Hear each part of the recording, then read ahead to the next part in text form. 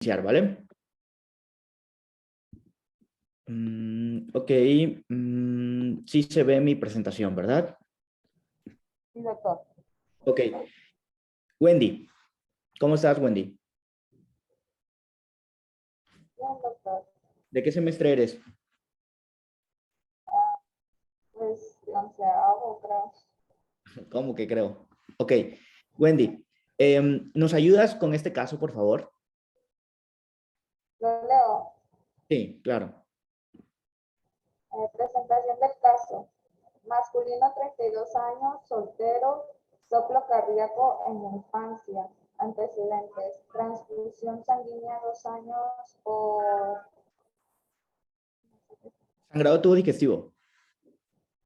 enfermedad de tubo digestivo. Alcoholismo intenso, 10 años. Cirugía maxilofacial, 1 año prolongada, requirió transfusión. Padecimiento actual, un Debe mes ser antes. perdón, Wendy, debe ser un estudiante de medicina porque tiene alcoholismo intenso, ¿no?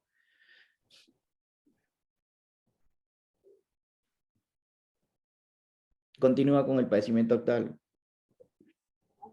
Un mes antes, malestar general, pérdida de peso 2 kilogramos, fiebre vespertina 38 grados centígrados, escalofríos, temblor muy intenso, seguido de diaforesis profusa nocturna, disnea rápidamente progresiva hasta disnea en reposo y tos productiva, hematoico en ocasiones.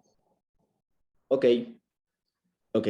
Vean, igual veo que está conectado Jorge, veo conectado también a Evelyn.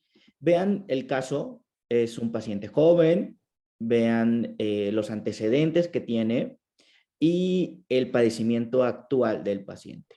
O sea, vean ese padecimiento actual: pérdida de peso, fiebre vespertina, escalofrío, disnea rápidamente progresiva, tos productiva, hemoptoica en ocasiones.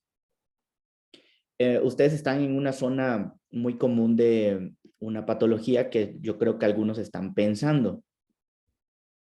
¿En qué podrían pensar? Diagnósticos. Aquí no les... ¿Perdón? Sí, se escucha. ¿Sí me escucha, doctor?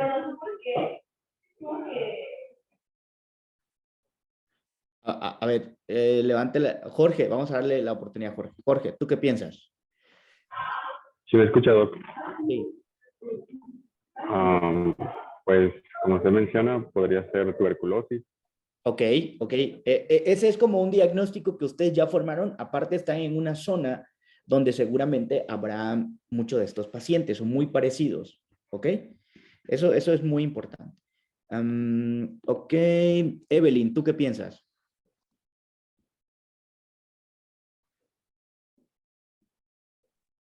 No sé, la verdad, yo voy a pensar incluso de pop o algo así. Ok, fiebre, tos productiva, fiebre vespertina, pérdida de peso, hombre. Ok, bueno, ya más o menos ahí Jorge ya más o menos nos da algo que está pensando, ¿no?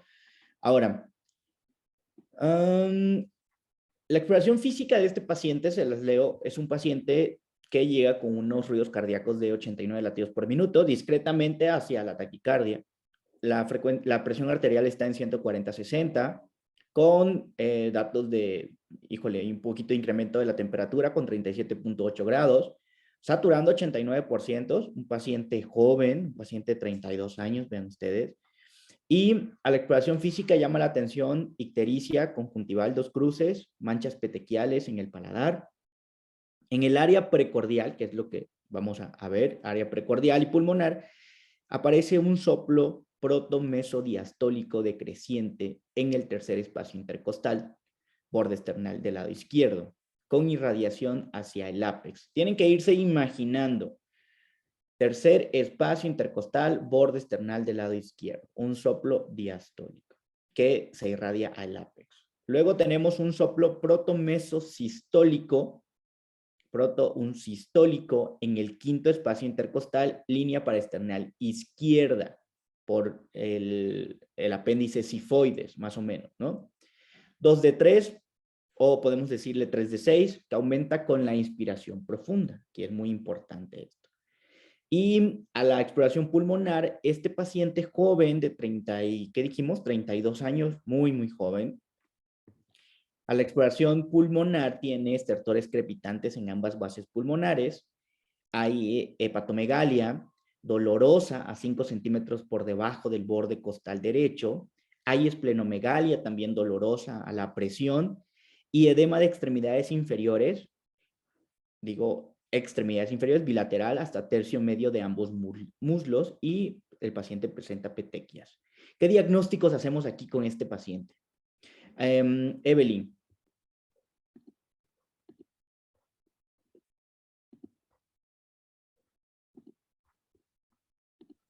No sabría decirle. Ok, a ver, Wendy. Sobre todo con la última parte donde dice que hay edema de extremidades inferiores, hay estertores. Es un paciente que seguramente está respirando como a 23 respiraciones por minuto, que no es normal. Edema de extremidades inferiores. ¿En qué estamos pensando? Bilateral.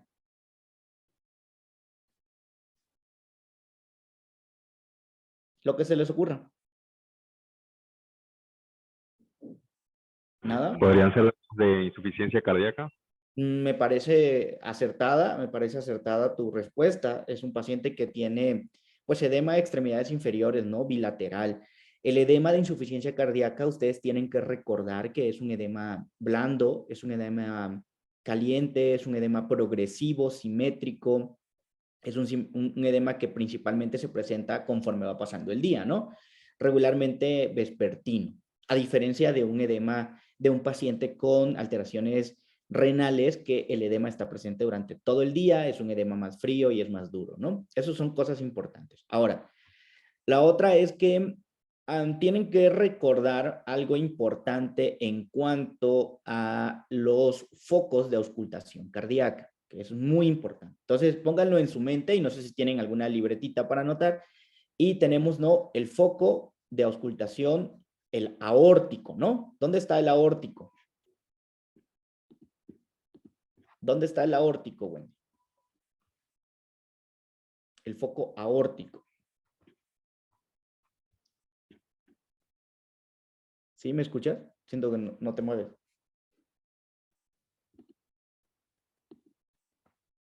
Jorge, ¿tú me escuchas? Sí, doctor, sí se oye. Ok, bueno. Tenemos el foco de auscultación aórtica que está localizado en el segundo espacio intercostal, borde esternal del lado derecho, ¿no? Y luego tenemos el pulmonar que está al otro lado. Segundo espacio intercostal, borde esternal del lado izquierdo. Luego tenemos el foco accesorio o de ERP o aórtico, que está en el tercer espacio intercostal, borde esternal del lado izquierdo. Váyanlo imaginando, ¿no? Entonces, aquí nos dice que hay un soplo diastólico decreciente en el tercer espacio intercostal, borde esternal del lado izquierdo, que se irradia al ápex, ¿ok? Entonces, ese soplo está localizado donde escuchamos mejor la insuficiencia aórtica. Luego, dice que tenemos ya aórtico pulmonar, luego seguimos con accesorio o de ERP, luego el tricuspidio. El tricuspidio está en el quinto espacio intercostal, línea paraesternal izquierda, a nivel del apéndice sifoides, ¿ok? Y es ahí precisamente donde estamos escuchando un soplo. O sea, ya tenemos dos lugares donde estamos escuchando un soplo. Y en ese foco dice que aumenta con la inspiración profunda. ¿Esa qué maniobra es?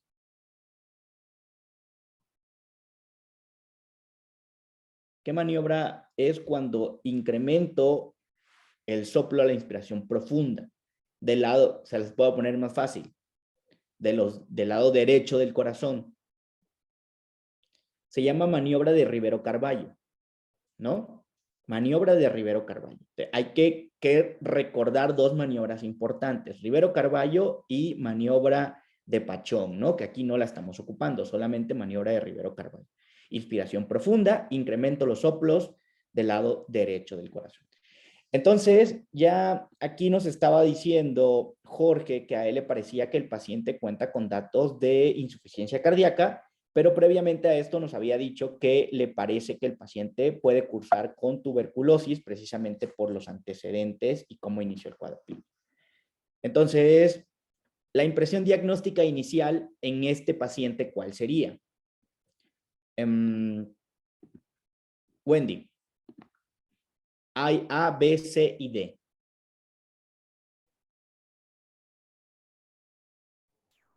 Pues como estamos viendo los carriles, Te iba a comentar eso. O sea, si me vas a decir, pues estamos en cardio, no creo que sea tuberculosis pulmonar, ¿no? No creo que sea, no estamos en infecto ni en cáncer, ¿no? Ni en onco. Pero mira, ok, me vas a justificar tu respuesta, así como también Jorge me va a justificar su respuesta que él estaba pensando. ¿Cuál sería tu respuesta entonces? siento que se generó por las múltiples transfusiones sanguíneas que Híjole, se fíjate dieron al que paciente. entonces los pacientes con cáncer hematológicos o los pacientes que se transfunden mucho son muy susceptibles a esto, o los cirróticos. A lo mejor sí, pues, pero no todos tienen endocarditis bacteriana. Hay cosas más específicas. Jorge, tú que vamos a seguir con tu respuesta de tuberculosis, justifícame tu respuesta de tuberculosis. Los casos son seriados. Bueno, pues yo pienso que por el curso un poco crónico, es decir, ya tiene como un mes con los síntomas, por eso tiene pérdida de peso y todos los otros datos que sugieren tuberculosis, pues inicialmente podría pensarse en eso. Ahora, ya con lo demás de ictericia y esos otros datos que ya nos hablan de un compromiso sistémico, pues ahí sí entraría un poco en duda el que sea tuberculosis, pero pues como dice la respuesta, podría ser que hay una diseminación hematógena, ¿no? Ok, ok, me parece acertado, ¿no? Pero para hacerlo más, o sea, más académico, tendremos las dos respuestas, ¿no? Estos casos clínicos, doctores, ustedes se tienen que preparar para, obviamente, el examen nacional de residencias médicas, ¿no? Yo creo que la mayoría de los médicos pensamos en eso. Entonces, así son los casos clínicos, son seriados, ¿no? Y obviamente ahí no te van a decir, ah, bueno, ahorita estamos en el apartado de endocarditis, ¿no? Por eso todo sea endocarditis. Porque es un paciente joven con pérdida de peso, con fiebre vespertina, con tos, hemoptoica. Híjole, yo pensaría también en tuberculosis, ¿no? Hasta un linfoma no Hodgkin porque tiene pérdida de peso y es joven. Hasta SIDA porque es un paciente que, como dice el cuadro clínico, tomaba muchísimo, ¿no? Y obviamente ya saben ustedes, ¿no? Que el alcohol te hace ser libre y, bueno, aquí no nos ponen, ¿no? Pero seguramente este paciente tenía múltiples parejas sexuales. Ya le estoy poniendo mucho de mi cosecha, ¿no? Pero bueno, podríamos pensarlo, es un paciente joven, que toma mucho, se ve que su vida ha tenido hasta sangrado tubo digestivo alto por el alcohol. O sea, es un paciente, es un guerrero, ¿no? Y yo creo que ya entonces ya no será médico. Ahora, y endocarditis infecciosa, pues tendremos que ver cuáles son los datos que nos orientan a endocarditis infecciosa, datos que no concuerdo todavía con lo que me dijo Wendy. Ahora, los soplos que se auscultan en el área precordial corresponden, pues básicamente tenemos un soplo en el tercer espacio intercostal, borde external del lado izquierdo, donde está el foco accesorio o de ERP o aórtico, claro que corresponde a una insuficiencia aórtica. Pero también tenemos un soplo en el quinto espacio intercostal, borde external del lado izquierdo, a nivel del apéndice sifoides, que nos habla precisamente de un soplo en el área tricuspidia. Como es sistólico, seguramente será insuficiencia tricuspidia. Aparte, hicimos maniobra de Rivero-Carballo y obviamente se incrementó el soplo. La hemoptisis podría ser causada por, ahora sí, ¿Por qué creen que puede ser causada la hemoptisis? Sin miedo, doctores, que este caso es para ustedes. Nadie los está evaluando.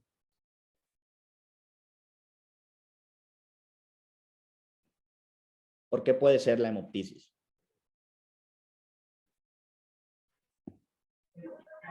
Pues si pensamos en tuberculosis, podría ser por la caverna tuberculosa. Ok. Y entonces, Wendy, ¿tú qué pensaste en endocarditis? Porque puede ser la hemoptisis. Que puede ser hipertensión venocapilar. Sí puede ser Hipertensión. hipertensión venocapilar, pensando en una insuficiencia aórtica es un poco complicado. A lo mejor por la insuficiencia tricuspidia puede ser. Ok, pero si pensaste también en endocarditis, tendrías que poner tu diagnóstico o tu respuesta en otra. Bueno, vamos a seguir. Ahora, el estudio de gabinete que cree usted más adecuado para el diagnóstico inicial, lo que ustedes tienen como médicos generales que pueden pedirle a un paciente. ¿Qué será?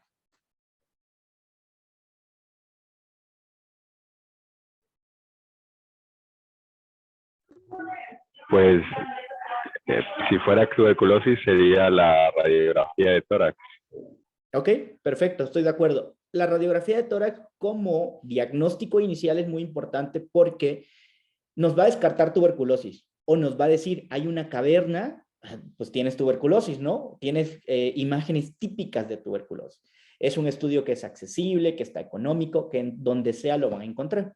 Ahora, si tiene un infarto pulmonar, vamos a encontrar una zona triangular que nos va a hablar de un infarto pulmonar, ¿no? Entonces, es un estudio inicial muy importante. Ahora, el estudio ya más útil para el diagnóstico, tratamiento y pronóstico del enfermo. Ya lo que estoy pensando.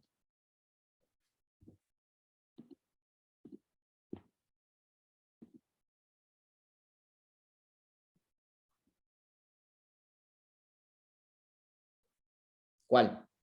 Pues siempre los trastornos valvulares a fuerza se requiere eco, ¿no? Ok, Ecocardiograma. eso es un buen pensamiento, ¿no? Porque ya viste que tienes insuficiencia aórtica, insuficiencia tricuspidia, ya tienes una radiografía, entonces lo que sigue es un ecocardiograma para la evaluación de las válvulas. Muy bien. Ahora, pero no sabemos si este paciente tiene tuberculosis o si sí lo tiene, ¿no? Entonces, ¿qué estudio de laboratorio sería de mayor utilidad para el diagnóstico? Ya estamos en el diagnóstico del caso.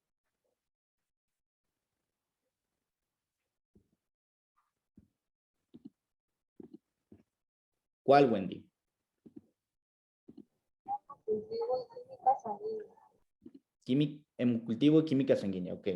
Y Evelyn, ¿tú qué piensas?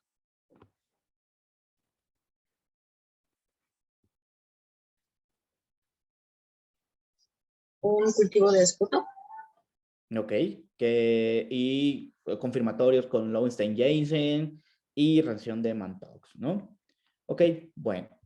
Entonces, vean otra vez rápidamente el caso clínico, 32 años, soltero, soplo cardíaco en la infancia, eso es muy importante, tiene un soplo cardíaco en la infancia, no sabemos de qué es.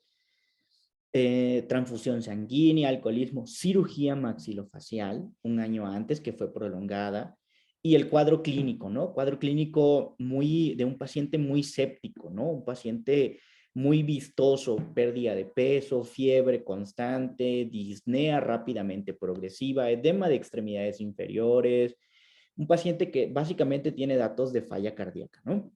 Ok, un paciente joven, joven. Ahora, ¿qué otro estudio escogerían ustedes para evaluar a este paciente?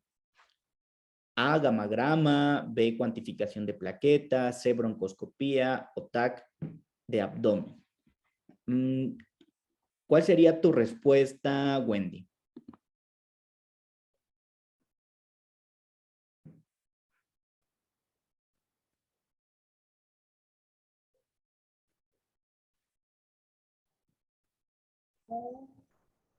¿Cuál? ¿Perdón? Infarto esplénico. ¿Por qué? Para ver si tiene pues complicaciones en el hígado. Tiene dolor, tiene patomegalia, tiene esplenomegalia, ¿ok? Y entonces, pues asocia a émbolos sépticos, ¿no? Pensando en esto. Tratamiento que usted iniciaría de acuerdo al resultado de inicios de los estudios de laboratorio, ¿cuáles serían?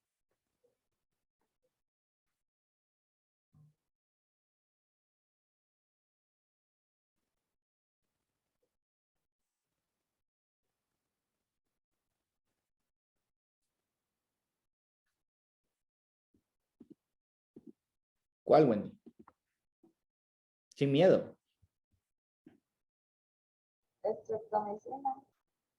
Pero pues no que estabas pensando en endocarditis, estreptomicina, miembutol e isoniazidas, ya te vas pensando como Jorge, ¿no?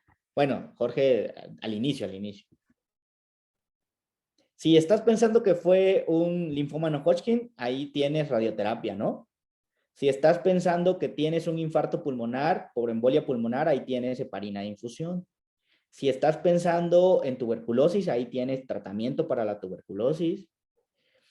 Si estás pensando, obviamente, en endocarditis, pues tienes tratamiento inicial, ¿no? Para endocarditis, que sería antibiótico.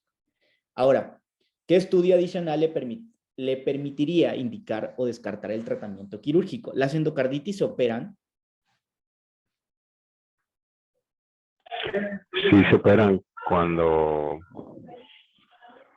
la insuficiencia es aguda, me parece, pero creo que hay criterios. Ok, muy bien, muy bien. Entonces, ¿cuál estudio utilizarías, Jorge, para adicional para decidir el tratamiento quirúrgico?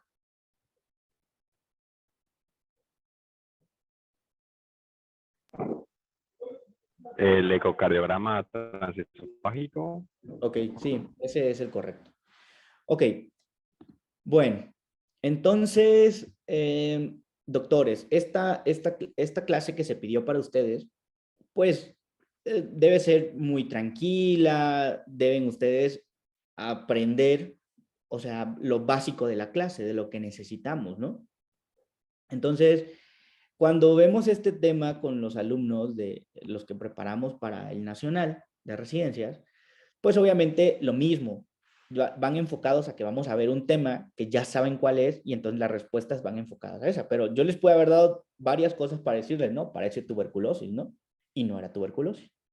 Entonces, va a ser muy importante que conozcan qué es lo que nos preguntan o qué es lo que necesitamos saber cuando salimos de la carrera de endocarditis bacteriana. Entonces siempre pregúntense para qué es necesario, qué es lo que sé y qué es lo que me falta aprender de cada tema. Bueno, ahora sí me presento con ustedes. Soy Guillermo Burelo, soy cardiólogo clínico con alta especialidad en cardiología intervencionista, actualmente adscrito a la Unidad de Cuidados Intensivos Coronarios del Centro Médico Nacional Arrasa. Y bueno, entonces vamos a hablar de endocarditis bacteriana. Era un caso clínico de endocarditis bacteriana, tal vez si nos da tiempo podremos regresar, pero ustedes van a ir respondiendo las respuestas con lo que vamos a ver ahora. ¿Qué tenemos que saber de endocarditis? ¿Qué nos preguntan cuando salimos como médicos generales de la endocarditis o cuando estamos en el internado? Porque seguramente ustedes irán al internado o al servicio social. Bueno, pues básicamente que la endocarditis es una infección, es una colonización del endotelio vascular, ¿no? Este endotelio vascular, principalmente el endocardio, y va a involucrar válvulas cardíacas y cualquier material protésico intracardíaco. O sea, se coloniza la válvula nativa, o sea, la válvula original que yo tengo, o una válvula protésica, o un material protésico intracardíaco. Menciónenme un material protésico intracardíaco.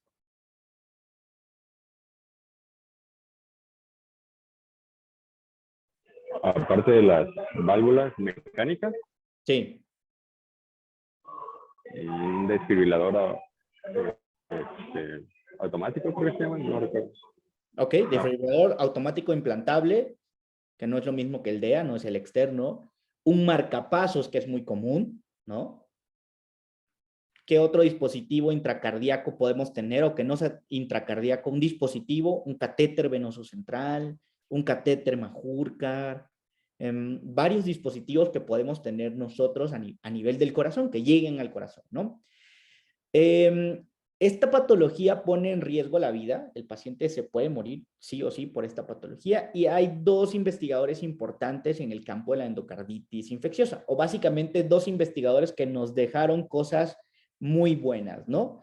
Como William Osler, que hablaremos de los nódulos de Osler, y de Emanuel Lipman, que hablaremos de la endocarditis de Lipman y Sachs, ¿no? Que es los pacientes con lupus.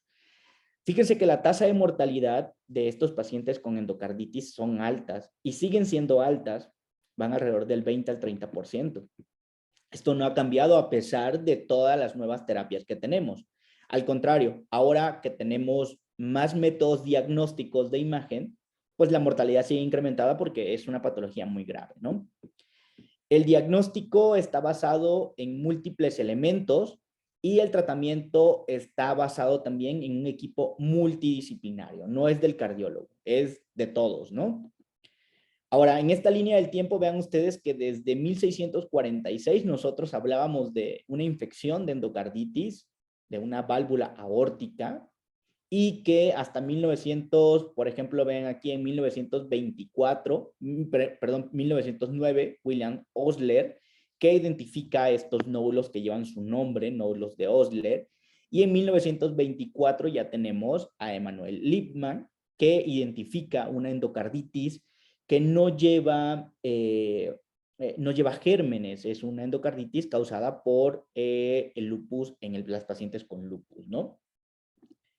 Entonces, vean, ¿quién está en riesgo de padecer endocarditis? Esto es una de las láminas más importantes del tema, ¿no? ¿Quién está en riesgo? Pues todos estos pacientes que tienen alteraciones cardíacas, vasculares, que los van a hacer predisponentes, ¿no? Vean aquí, cardiopatías congénitas. El paciente que tiene cardiopatías congénitas, obviamente las que son acianógenas, como ductus arteriosos persistente, comunicación interventricular, que donde el gradiente de presión es diferente. Coartación de aorta, ojo, aorta bicúspide. Aorta bicúspide. Este paciente que teníamos es un paciente de 32 años, ¿no? La válvula aórtica, ¿cuánto mide el diámetro de apertura de la válvula aórtica? Esta, imagínense que es una válvula aórtica. ¿Cuánto mide el diámetro de apertura de la válvula aórtica? Digan un número. 2 metros. Creo que debe ser mayor de 1 centímetro, tal vez 2 centímetros. Ok, el diámetro de apertura va de arriba de 4 centímetros cuadrados. Imagínense una moneda de 10 pesos más o menos, ¿no? Alrededor, 10, 20 pesos, ¿no? Ese es el diámetro de apertura normal. Cuando este diámetro de apertura obviamente baja por algo, por una estenosis, ¿no? Entonces hablaremos de estenosis. Ahora, la válvula aórtica, perdón, esta válvula aórtica es trivalva regularmente y tiene un signo, como ven ustedes aquí, que le dicen el signo del Mercedes-Benz. O sea, si ven aquí, parece un Mercedes-Benz, ¿no? Ese es el signo que tiene, ¿no? Pero en pacientes jóvenes pueden haber alteraciones congénitas, como la válvula aórtica bicúspide, o sea, que solamente tenga 2 valvas que estén fusionadas, y eso me hace más susceptible a padecer endocarditis. Híjole, el paciente es un paciente joven de 32 años con un soplo, paciente joven que seguramente tenía válvula aorta bicúspide, ¿ok? Entonces, si ustedes tienen un paciente con válvula aorta bicúspide, están obligados, obviamente, a hacerle este tipo de protocolos. Y vean también, por ejemplo, en el caso de las cardiopatías congénitas cianógenas, el FALOT, transposición de grandes vasos, y cirugía, obviamente, del corazón, uso de materiales protésicos, tubos, válvulas, parches, marcapasos, todo lo que quieran, ¿no? Catéteres, valvulopatía reumática, que era una de las principales, no sé, a lo mejor ustedes allá en Veracruz todavía vean valvulopatía reumática, puede ser, y endocarditis previa, prótesis valvulares, todo esto me predispone a un paciente que pueda tener endocarditis, ¿no? El abuso de drogas, obviamente el abuso de drogas intravenosos, y vemos algunas patologías como el SIDA que van a inmunocomprometer al paciente y pues entonces va a ser más susceptible a esto. Vean entonces esta imagen, la imagen del lado izquierdo, bueno, del lado derecho para mí, es como el mecanismo de acción, ¿no? Acuérdense ustedes que el endotelio, el corazón está protegido, está dentro, no se puede infectar. La única forma que se puede infectar el corazón es por vía hematógena, ¿no? Que vayan para allá directamente al corazón esas bacterias o esos hongos. Pero también depende de otros factores que vamos a ver más adelante, no solo eso, ¿no? Y entonces, pues la endocarditis van a ser verrucosidades, como ven aquí, verrucosidades que están constituidas por colonias de múltiples gérmenes que se alojan en redes de fibrina, esto que ven ustedes aquí. Y debe haber una lesión valvular o debe haber una inflamación, un paciente séptico o un estado proinflamatorio.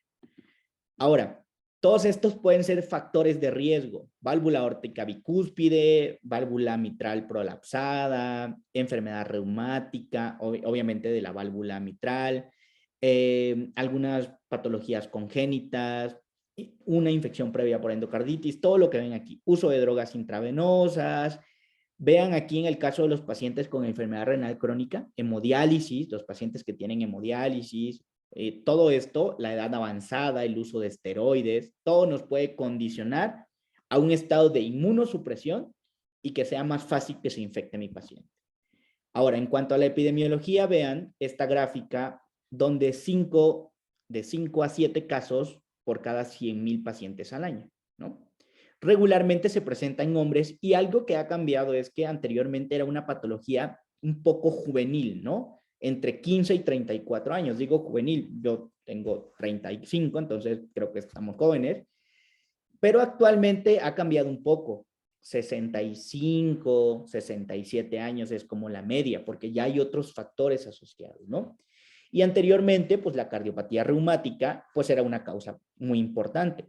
¿Por qué ha cambiado la cardiopatía reumática? Básicamente por el advenimiento de los antibióticos. Ya los pacientes no se infectan tantos de faringoamigdalitis estreptocócica, ¿no? Entonces vean que en el caso de la endocarditis, una causa, pues muchas veces es de causa desconocida. A veces es porque hay un dispositivo intracardíaco, regularmente hay porque hay una prótesis valvular y otras causas que también son desconocidas, ¿no? Ahora, vean, esta es muy importante. Esto se ha preguntado anteriormente en los exámenes nacionales de residencia, sobre todo un tipo de endocarditis, el paciente con uso de drogas intravenosas, ¿no? La endocarditis infecciosa la podemos dividir en dos: adquirida en la comunidad, que es regularmente 65%, que es aquel paciente que tiene estos factores de riesgo que ya vimos, y en un 35% la que está asociada a la atención médica. Cuando hablamos de la atención médica es el paciente hospitalizado, que se le pone catéter, que se le pone sonda urinaria, etcétera, ¿no? Entonces, todo esto que ven aquí, ven un catéter Majorca, un catéter subclavio. Y ahora, del lado derecho del corazón, esta es la válvula tricúspide.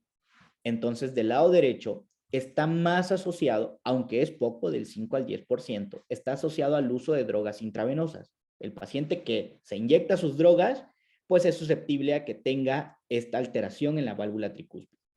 También dispositivos intracardíacos como los marcapasos y el catéter venoso central, que regularmente lo ponemos del lado derecho. Regularmente, cada quien lo puede poner como sepa, ¿no? Pero regularmente del lado derecho. Entonces, pues todo esto me puede condicionar a afección de esta válvula.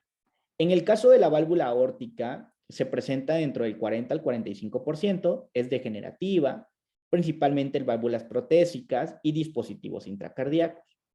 Y en la válvula mitral, que es la más frecuente en orden de aparición, de 40 a 45%, pero ahí vamos a ponerle 50, pues puede ser degenerativa, que tenga una válvula protésica, que yo le haya cambiado esa válvula mitral, o dispositivos intracardíacos, como este que ven ustedes aquí, que es un dispositivo que se llama Impella. Este dispositivo es un dispositivo de asistencia ventricular en pacientes con choque cardiogénico. Imagínense que tiene este dispositivo en el corazón, pues obviamente me hace susceptible a que se me infecte esa válvula. Ok, entonces, también cuando hablamos de la infección de las válvulas, tenemos que puede ser endocarditis por válvula nativa. Se entiende por válvula nativa que es mi válvula, ¿no? Que no me la han cambiado, que es mi válvula original. Endocarditis por válvula protésica, que es, ya me cambiaron mi válvula porque me enfermé, tuve algo y entonces puedo tener endocarditis por válvula protésica. Y tenemos también los usuarios de drogas intravenosas que afectan las válvulas. Esos son los 3 tipos de endocarditis que podemos tener. De la endocarditis de válvula, que ven aquí, protésica, es esta. Puede ser que me cambiaron la válvula, tuve una estenosis aórtica, una estenosis mitral, me cambiaron la válvula. Y si después de que me cambian la válvula, yo empiezo con fiebre, soplo, septicemia, choque séptico, todo esto, en menos de 2 meses yo puedo pensar que es una endocarditis de válvula protésica, que ya se infectó de forma temprana. Y regularmente está asociado a estafilococo negativo a la coagulasa en 30% y al estafilococo aureus en 20%, ¿no? Si es después de los 2 meses, pues pienso que puede ser un estreptococo.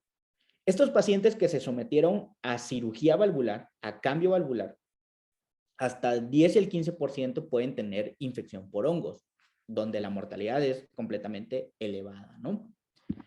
Ahora, ¿cómo voy a sospechar qué es lo más importante? ¿Cómo voy a sospechar que mi paciente tiene endocarditis o puede tener endocarditis? Fíjense que antes de que hubiera el ecocardiograma, la endocarditis era una patología que se englobaba dentro de la fiebre de origen oscuro, ¿no? Porque no había cómo saberlo.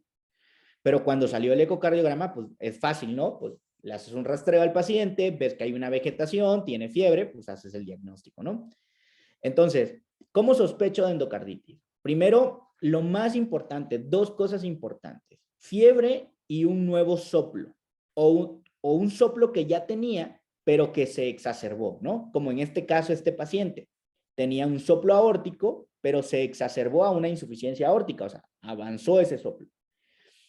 Y de hecho nos preguntan siempre, fiebre y soplo de nueva aparición, el 90% nos está diciendo que es una endocarditis bacteriana. Por eso siempre es importante revisarle el corazón al paciente, cosa que también no hacemos, ¿no? Cuando estamos corriendo, ustedes verán que cuando estén en su servicio social y tengan 18 pacientes citados, van a ver que nada más hacen como que le ponen el esteto acá en la punta del corazón y listo, ¿no? No escucho todo. Pero esa es la importancia. Fiebre y soplo de nueva aparición, 90% que sea endocarditis, ¿no?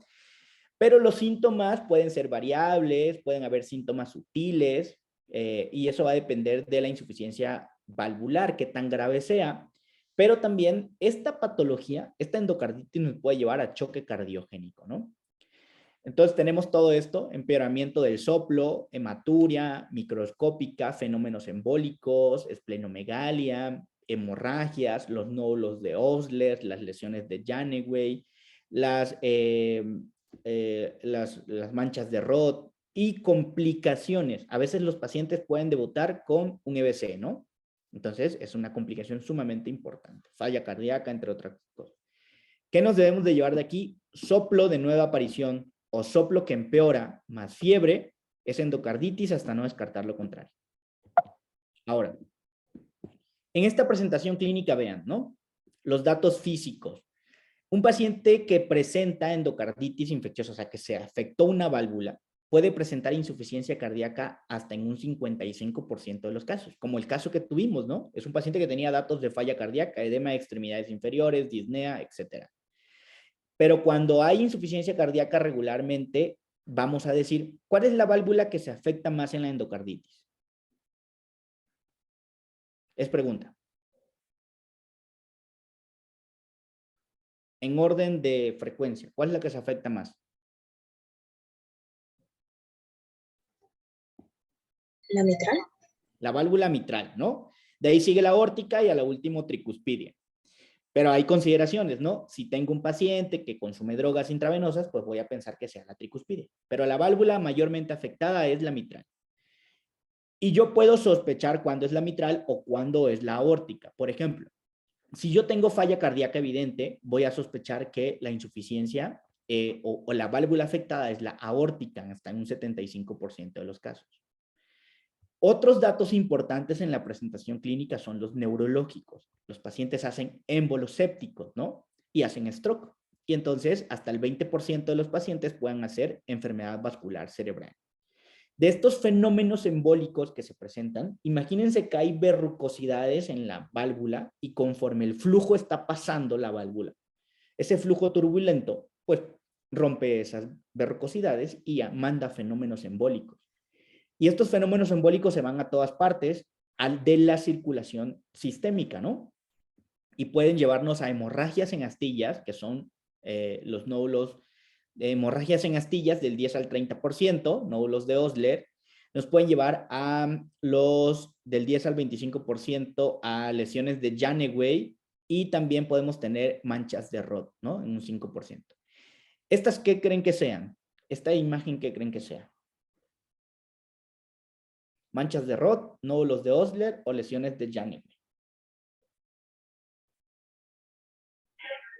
Manchas de Roth.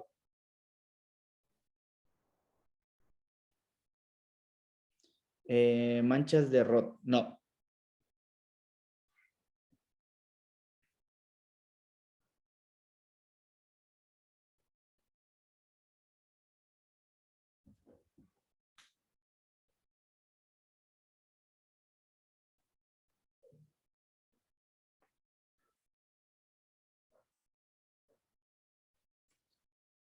¿Qué será?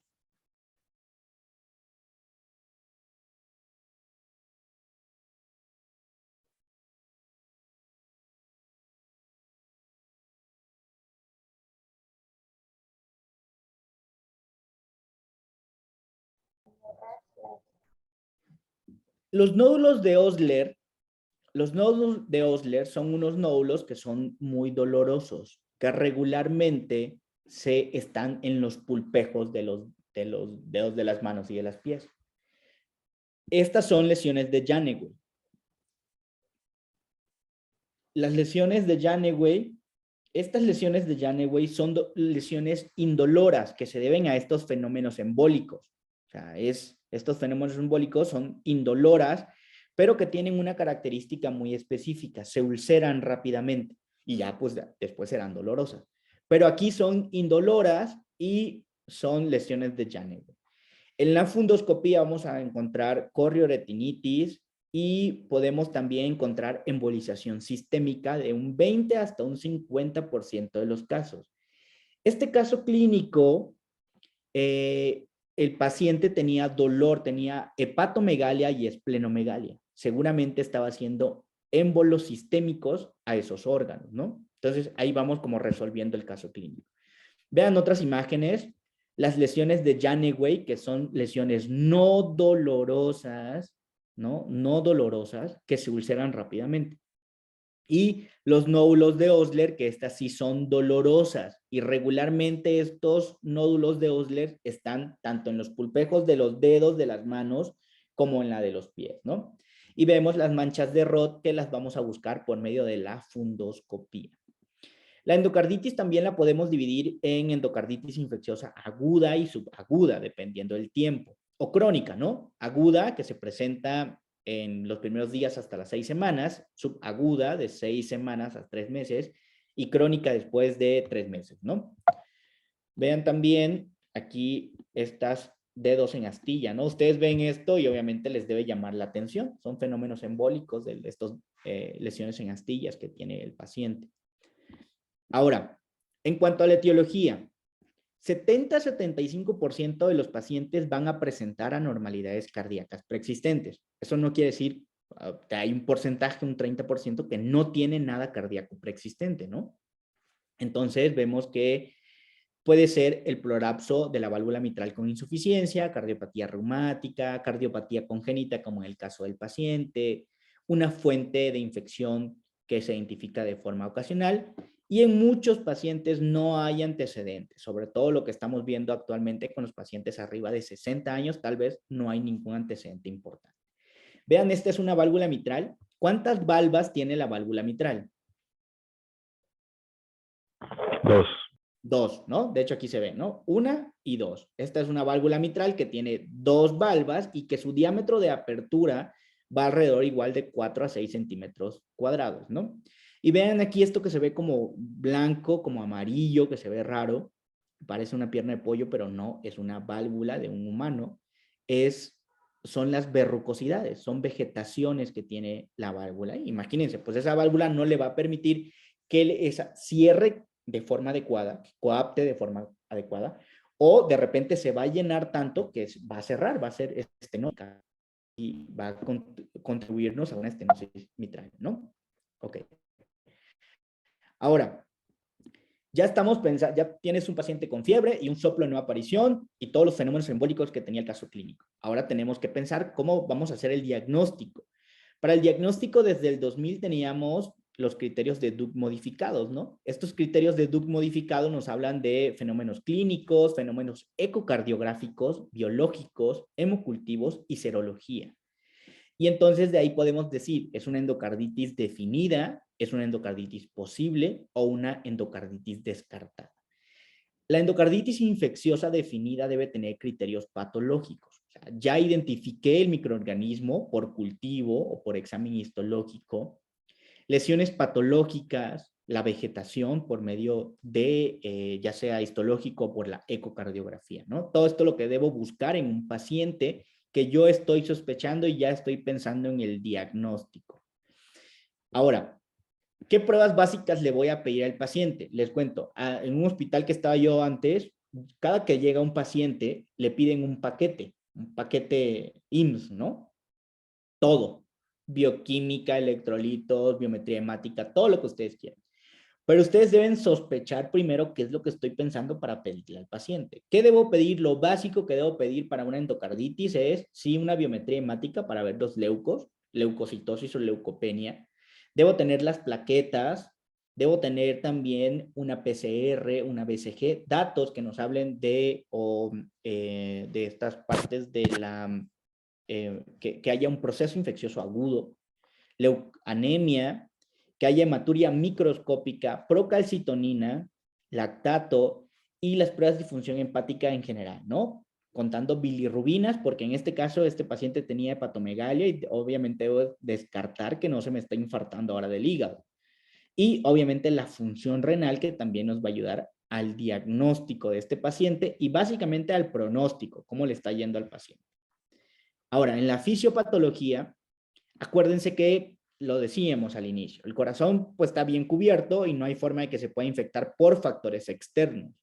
Pero ¿qué tal por factores internos? Pues todo debe pasar por el corazón. Entonces, la vía de infección es hematógena, como nos decía Jorge hace rato, ¿no? Es hematógena. Pero debe cumplir 3 factores importantes. La bacteremia, que yo puedo hacer bacteremia por ponerle una sonda urinaria al paciente, por eso también no es tan recomendable. Sonda urinaria al paciente, citoscopía, histerosalpingo, que el paciente, todo eso me puede llevar a bacteremia, ¿no? Los procedimientos dentales me llevan a bacteremia mayormente, ¿no? Pero más la bacteremia debo tener factores hemodinámicos. Esto quiere decir que no solo la bacteremia, deben haber factores hemodinámicos. Y estos factores hemodinámicos es que haya una afección del endotelio vascular, una afección de la válvula, que ya esta válvula esté dañada por alguna situación, como en las estenosis mitrales reumáticas, ¿no? Que haya algo que me haya dañado la válvula. Si tengo una válvula aórtica bicúspide, el flujo es diferente. Hay un flujo turbulento y ese flujo turbulento me va a dañar la válvula. Entonces, debe haber un factor hemodinámico predisponente más la bacteremia y, por último, la virulencia del germen. No todos los gérmenes son igual de virulentos. Por ejemplo, en el caso de, hay un germen muy importante que es el estreptococo, que tiene una sustancia que se llama dextran. Esa sustancia le confiere mayor adherencia al endotelio vascular. Y si se adhiere más fácil, si tengo bacteremia, si tengo factores hemodinámicos y tengo un estreptococo, pues es mucho más fácil que yo me infecte, ¿no? Aunque el agente causal más importante, ¿cuál es? En la endocarditis bacteriana. Estafilococo. El estafilococo aureus, ¿no? Entonces, ese es el agente causal más importante. Los gram negativos, muy poco, porque la formación de dextran es muy menos es menos, perdón, y tienen poca virulencia. Por eso regularmente son los gram positivos, ¿no? Ok, ahora, una vez que ya estoy haciendo el diagnóstico, que ya tengo las pruebas, que ya tengo mi paciente con fiebre, debo decir qué pruebas le voy a hacer. Ya le pedí los laboratorios, ¿no? Ahora le voy a pedir un ecocardiograma, como dice la guía. La guía, la última que tenemos, es 2015 de endocarditis, y nos dice que se recomienda ecocardiograma. Hay dos tipos de ecocardiograma: transtorácico, como un ultrasonido, o transesofágico, con una sonda transesofágica. Obviamente, no se hace en cualquier parte del transesofágico, confiere mayor riesgo, también es susceptible que el paciente haga bacteremia, el paciente debe estar sedado, es molesto y pues es un poquito más complicado, ¿no? Pero entonces, el ecocardiograma debe ser transtorácico de forma inicial, como prueba de imagen, 1B, una clase con nivel de evidencia 1B. Se recomienda ecocardiograma transesofágico para todo paciente con sospecha clínica de endocarditis infecciosa, pero que el primer ecocardiograma transtorácico haya salido negativo o no diagnóstico.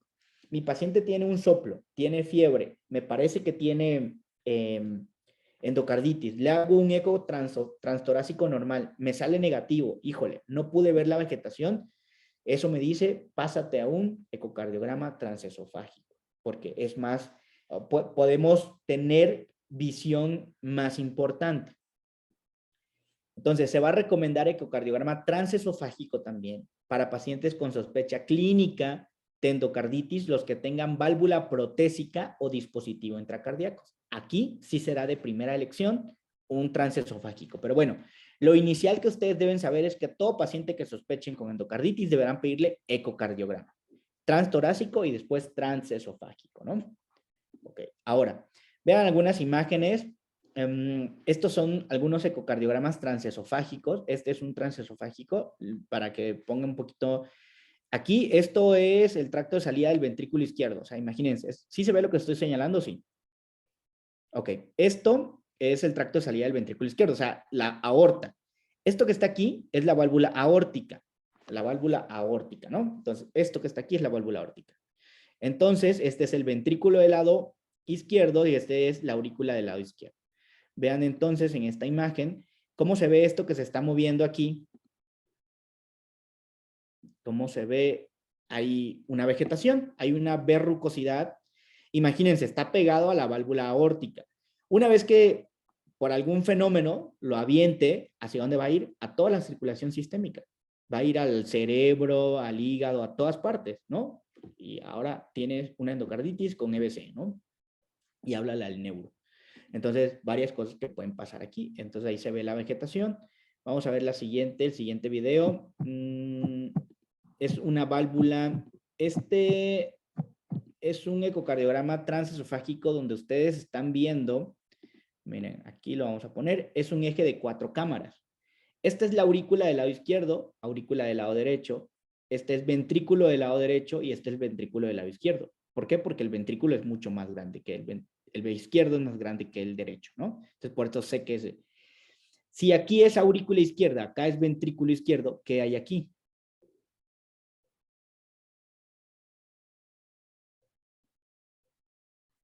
Si aquí es aurícula izquierda y aquí es ventrículo izquierdo, ¿qué separa aquí?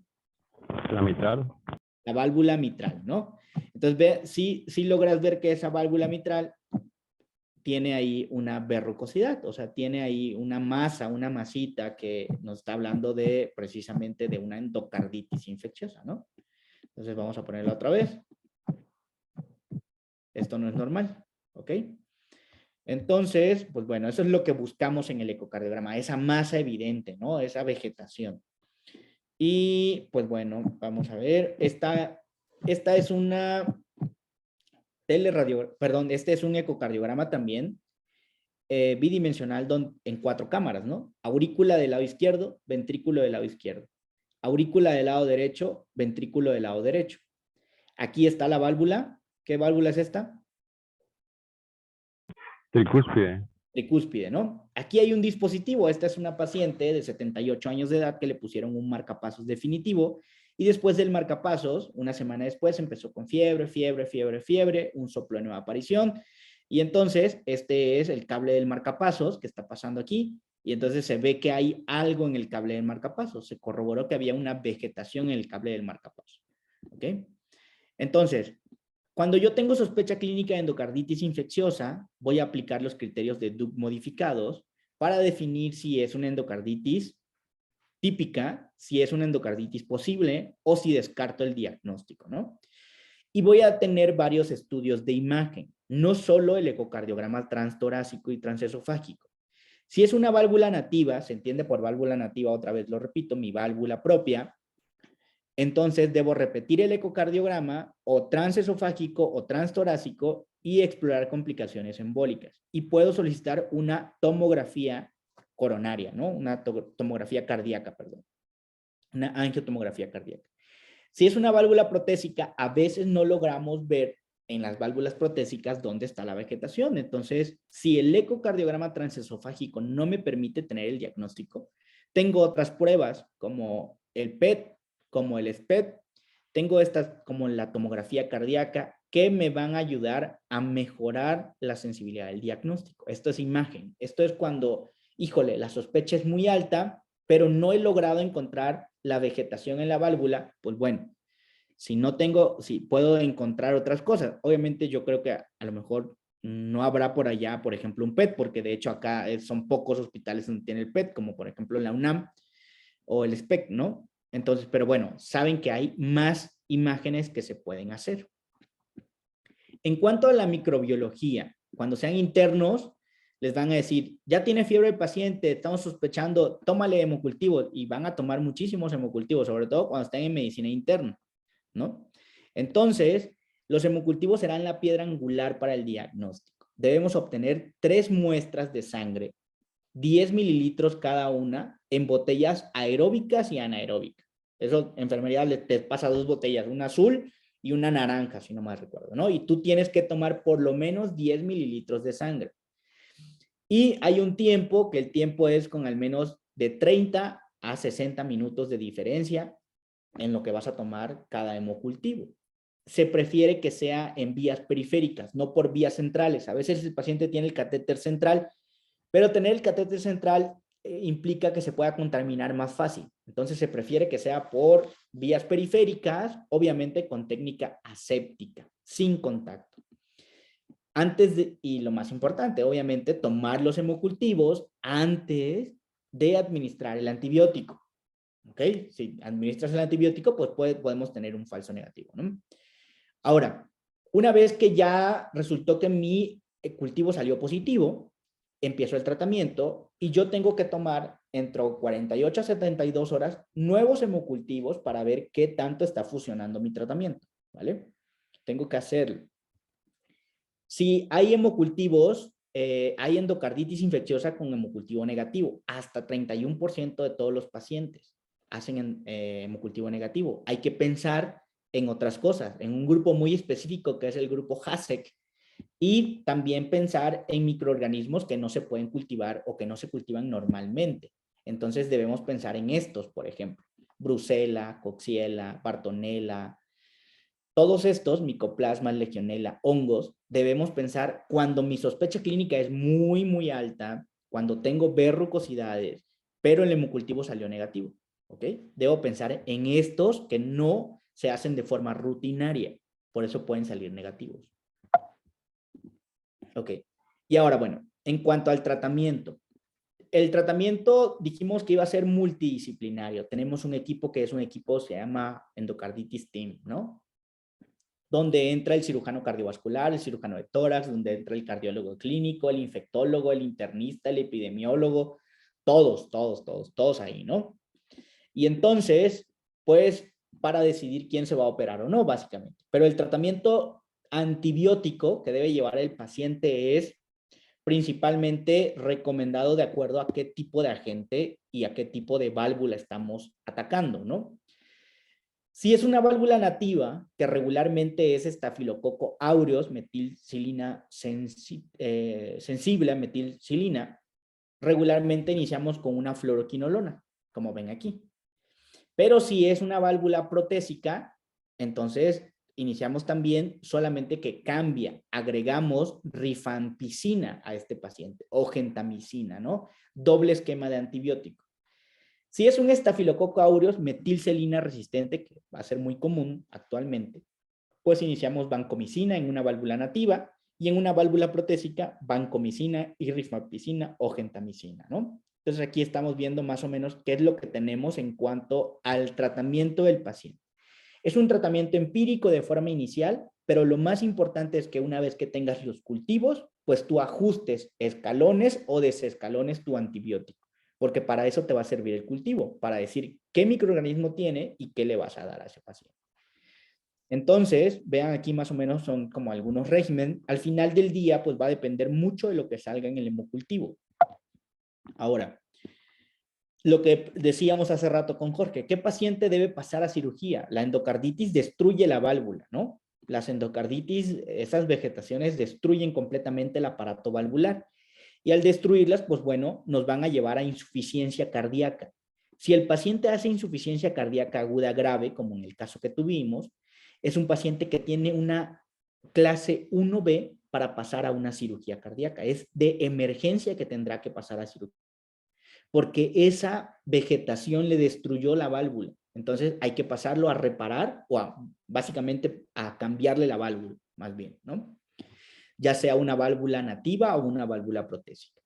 Si el paciente tiene insuficiencia aórtica o mitral con insuficiencia aguda grave, es una cirugía urgente, también debe pasar a cirugía con 1B. Ahora, si hay una infección localmente incontrolada, yo ya le estoy dando antibióticos, llevo 10 días de antibióticos, llevo 20 días de antibiótico, el paciente sigue con fiebre, el paciente sigue séptico, debo pasarlo a cirugía, ¿no? Aunque el nivel de evidencia es más bajo. Bueno, 1B, pero sigue siendo urgente. La infección causada por hongos o microorganismos multiresistentes también debe pasar a cirugía, ¿ok? De forma urgente, 1B. Cuando las vegetaciones en la válvula aórtica y la mitral, esto es muy importante que lo recuerden, cuando estas vegetaciones tengan un tamaño mayor a 10 milímetros, deben, antes de que se rompa y de que un émbolo se vaya a la cabeza, pues debe pasar a cirugía. Y si aparte el paciente ya tuvo un fenómeno embólico, a pesar del tratamiento médico adecuado, debe pasar a cirugía, sí o sí. Se debe proponer para cirugía cardiovascular. Cuando digo se propone para cirugía es para cambiarle la válvula, todo el aparato valvular, ¿no? Y ponerle una válvula mecánica, ¿no? Ok. Y ya creo que por último tenemos, bueno, casi ya para terminar, tenemos que hay bibliografía que nos dice qué paciente puede tener más riesgo de fenómenos embólicos. Y esto también encaminado a la cirugía, ¿no? Vean, por ejemplo, en estos metaanálisis como el hecho de que tengas una vegetación mayor de 10 milímetros, que tengas una vegetación móvil, que la vegetación esté en la válvula mitral principalmente, que esté del lado derecho, que tengas infección por estafilococo aureus. Vean aquí las que tienen P menor a 0.01, que es esta vegetación mayor de 10 milímetros, vegetación en la válvula mitral, vegetación del lado derecho, como sería la válvula tricúspide, o estafilococo aureus. Estos pacientes son los que son más susceptibles a tener fenómenos embólicos, EBC, embólicos al hígado, al vaso, etcétera, ¿no? ¿Ok? Muy importante también, y les van a preguntar, ustedes están cerca de una facultad de odontología, ¿qué paciente debo considerar profilaxis, no? Entonces, pues les van a preguntar mucho, híjole, me voy a quitar una muela, ¿me pongo antibiótico o no me pongo antibiótico, no? Entonces, se debe considerar la profilaxis antibiótica para los pacientes que tengan mayor riesgo de endocarditis. ¿Quién? El paciente que vas a someter a una extracción dentaria, pues si es un paciente que tiene una válvula protésica, que por alguna situación le cambiaron una válvula protésica, que tiene no importa que sea TAVI, por ejemplo, transcatéter, que tenga un material protésico que de pequeño lo hayan operado por una cirugía cardíaca congénita, por una reparación valvular, que tenga un episodio previo de endocarditis infecciosa, o un paciente que tenga cardiopatía congénita cianótica, reparada con cualquier material protésico, que tenga también, que aunque no haya quedado con shunt, esos pacientes son candidatos a profilaxis antibiótica con ampicilina o amoxicilina, ¿no? Que es lo que menciona la guía. a ellos sí hay que darle profilaxis antibiótica. A los demás, híjole, una persona, no sé, tal vez como ustedes, que no tiene ningún antecedente y se van a quitar una muela, pues profilaxis, ¿para qué, no? Vas a hacer bacteremia. La profilaxis antibiótica no está recomendada para otros tipos de valvulopatías, ¿no? Después de una reparación quirúrgica, una vez que cambio la válvula, ya le cambié la válvula al paciente, después de esa reparación, yo tengo que dejarle profilaxis durante los primeros 6 meses después del procedimiento, porque es más susceptible en lo que se reepiteliza o se endoteliza el material protésico, mejor lo dejo cuidado porque tiene factores hemodinámicos que me pueden llevar a que se infecte esa válvula protésica, ¿ok? Y entonces, puntos para llevar a casa que tienen que recordar, porque endocarditis es un tema preguntado siempre en el examen nacional de residencia, siempre, tanto para infectología como para cardio, es que soplo de nueva aparición o soplo que se exacerba, que ya había y se hizo más grande o más evidente, y fiebre, es endocarditis hasta un 90% de los casos, ¿no? El orden de frecuencia siempre será importante. Primero será la mitral y luego se afecta la aórtica. ¿Se pueden afectar las dos al mismo tiempo? Sí, ¿no? Pero primero la mitral y luego la aórtica. Si es un paciente que la ampicilina será primera línea para la profilaxis asociada a procedimientos dentales, siempre y cuando el paciente cumpla con los riesgos que ya habíamos comentado anteriormente, ¿no? En los pacientes adictos a drogas por vía intravenosa, no la marihuana, pues, no las que se echan por la nariz, sino intravenosas, fiebre, dolor torácico, descartar endocarditis por infección de la válvula tricúspide y estafilococo aureus, y ese dolor torácico se puede ver a fenómenos embólicos, ¿no? Infartos pulmonares. El grupo HASEC, que regularmente nos sale con hemocultivo negativo y tienen alta complicación embólica, entonces hay que prestarle atención. Y siempre el estudio inicial será el ecocardiograma transtorácico, siempre de forma inicial. Obviamente teniendo primero una radiografía de tórax, ¿no? Bueno, no sé si tienen alguna duda, algún comentario, doctores. Jorge, Wendy, algo que quieras agregar o algo que quieran agregar del tema, algo que se nos haya pasado.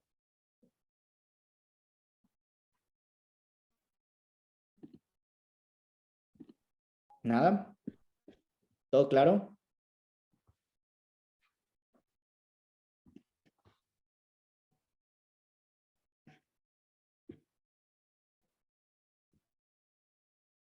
¿Nada entonces? Bueno.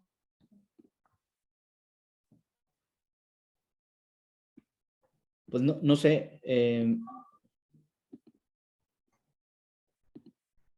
Buen día, ¿algo que quieras decir o alguna duda que tengas? No, doctor. ¿No? Bueno. Entonces, bueno, no sé, ¿algo más? ¿Coordinador? Pues le agradecemos mucho, doctor. En este caso yo soy el pasante de la doctora Yaret. Ok. Soy médico pasante. Ahorita ya salió a clases. Le agradecemos muchísimo por la ponencia que dio, el caso clínico para iniciar la ponencia también.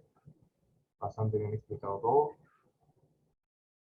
Vale, vale. Ok, bueno, si no hay preguntas, que espero que siempre hay, pues los dejo porque hay otras actividades pendientes. Bueno. Por eso preguntaba si tienen alguna duda, porque estaba bastante bien explicado el tema, pero si tienen alguna duda. Ok, un gusto, doctores. Hasta luego, buenas tardes.